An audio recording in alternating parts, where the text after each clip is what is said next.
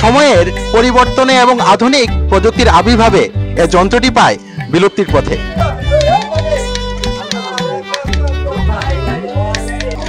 Uncle এটা আপনি কবে থেকে লিখেন? 1990। এই লেখাগুলো মানে ভীষণ নস্টালজিক মনে হচ্ছে। 19বিংশ শতাব্দীর মাঝামাঝি সময়ে আনুমানিক 1864 সালে আবিষ্কৃত এই টাইপরাইটার একসময় হয়ে ওঠে ভাষার লিখিত রূপ প্রকাশের সবচেয়ে জনপ্রিয় মাধ্যম। যদিও কালের বিবর্তনে, সময়ের পরিবর্তনে এবং আধুনিক প্রযুক্তির আবির্ভাবে এই যন্ত্রটি পায় বিলুপ্তির পথে। ক্যামেরায় কাব্যের আজকের এই প্রামাণ্যচিত্র এই টাইপরাইটার নিয়ে। টাইপরাইটারদের সন্ধানে বের হলাম পুরান ঢাকার অলিতে গলিতে। অনেক জায়গায় যেখানে তারা ছিল বলে তথ্য ছিল, গিয়ে দেখি এখন আর তারা সেই পেশায় নিয়োজিত নেই। যেন শহরের এক হারিয়ে যাওয়া অধ্যায়কে নতুন করে সন্ধান করছি। শহরের সব ব্যস্ততাকে একপাশে রেখে নিজের লেখা একটা চিঠি নিয়ে চলছি পুরান ঢাকায়। একটা টাইপরাইটারে খুঁজে এটা টাইপ করব, টাইপরাইটারে ফিরে যাব সেই 90-এর দশকে। অবশেষে ছোট ভাই শোয়েবের সহায়তায় পৌঁছে গেলাম পুরান ঢাকার আদালত এলাকায়। সেখানে এক কোণে সময়ের বিপরীত স্রোতে টিকে থাকা একজন টাইপরাইটারের সন্ধান পেলাম।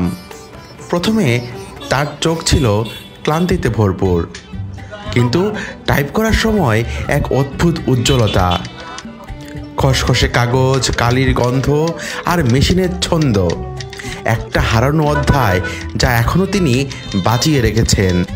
তার হাতের ছাপ পড়া টাইপরাইটার যেন এখনও জেগে আছে পুরান ঢাকার ধৈর্য, শব্দ আর কাগজে জীবনের গল্পে লেখা এক আশ্চর্য শিল্প হয়ে।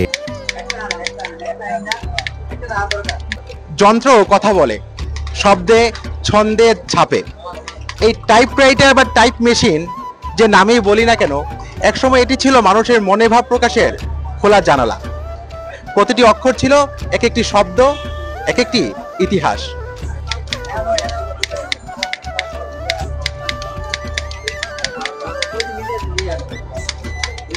আঙ্কেল এটা আপনি কবে থেকে লিখেন? 1990। অনেক দিন। আর এই মেশিনটা কবেকার? অনেক আগে না? এই 1990-এর আগের মেশিন, তা তো অবশ্যই আগের তো হবেই ওই সময়টা। এখন এরকম কাজ কেমন আসে? আসে কাজ, একদিন বেশি একদিন কম। বাট 1990-এর দিকে ওই সময় যখন শুরু করছিলেন তখন তো প্রচুর কাজ আসতো। এই টাইপরাইটারে লেখা শুধু একটি পেশাই নয়, এ যেন শিল্পীর নিপুণ বুননে লেখা আশ্চর্য দক্ষতা আর শিল্পের সম্মিলিত উপস্থাপন।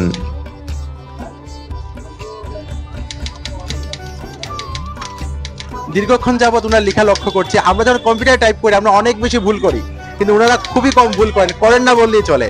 এবং প্রত্যেকটা অক্ষর উনি একদম নিখুঁতভাবে লিখছেন। হয়তো নিকট ভবিষ্যতে এই যন্ত্রে লেখা টাইপরাইটারদের আর সন্ধান মিলবে না। বিলুপ্তির দ্বার প্রান্তে পৌঁছানো এই শিল্প থেকে যাবে ইতিহাসের এক রঙিন অধ্যায় হয়ে।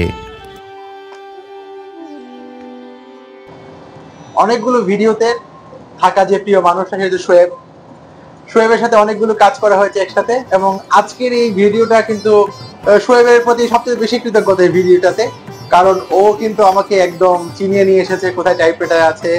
এই যে আমার শোয়েব কিন্তু না দেখাইলে তো হবে না। এই যে প্রিয় শোয়েব, থ্যাংক ইউ ভাই। একদম শিক্ষানবী শকিল। আজকে আমার জীবনের নতুন একটা পর্বের দ্বিতীয় দিন, যেখানে আপনাকে পেয়ে খুব ভালো লাগলো, এবং আপনার এই কবিতা যেটার জন্য অনেক দিন ধরে অপেক্ষা করছি, অনেক স্বপ্ন দেখছি, অনেক গল্প করছি যে এই কবিতাটা আমরা হচ্ছে টাইপ করবো, টাইপের। আজকে সেটা স্বপ্ন পূরণ হলো, খুব ভালো লাগলো। যাই হোক, আসলে অনেক দিনই ইচ্ছে ছিল নিজের লেখা কোনো একটা লেখা এটা টাইপরাইটারের মাধ্যমে লেখাবো এবং সেটা এসে বুড়িগঙ্গার পাড়ে এসে পড়বো। আজকে সেই ইচ্ছাটা বাস্তবায়ন হলো। সবাই ভালো থাকবেন, সুস্থ থাকবেন। ক্যামেরায় কাব্য পরিবারের পক্ষ থেকে সবাইকে ধন্যবাদ, এবং আশা করছি সামনে আরো কিছু ভালো ভিডিও নিয়ে আপনাদের সামনে উপস্থিত হব। ধন্যবাদ।